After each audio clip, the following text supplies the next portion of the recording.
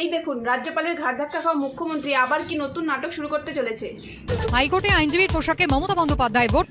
মানে সার্কাসগিরি করার একটা লিমিট থাকে। গত 15 বছর ধরে ইনি যে সার্কাসগিরি, নাটক, ড্রামা এগুলো করে মানুষকে এন্টারটেনমেন্ট করেছে, মানুষ এতটাই অতিষ্ঠ হয়েছে যে ডাইরেক্ট 215 কোটি সিট থেকে ইনাকে 80 সিটে এনে গোহারা হারিয়েছেন।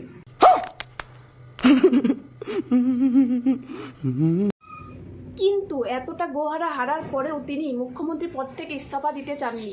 পরবর্তীকালে রাজ্যপালকে ঘাড় ধাক্কা মারতে হয়েছে। कौन है ये लोग? कहां से आते हैं? জনগণের কাছে ঘাড় ধাক্কা খেলেন, রাজ্যপালের কাছে ঘাড় ধাক্কা খেলেন, এবার মনে হচ্ছে হাইকোর্টের কাছেও ঘাড় ধাক্কা খেতে হবে।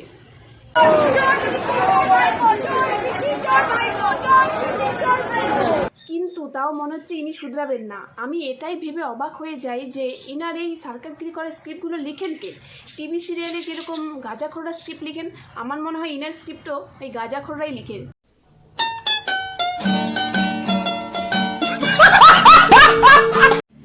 এই ভিডিওটি যদি আপনাদের ভালো লেগে থাকে তাহলে লাইক কমেন্ট করবেন, আর যদি এরকম ভিডিও আরও দেখতে চান তাহলে অবশ্যই সাবস্ক্রাইব করে পাশে থাকবেন।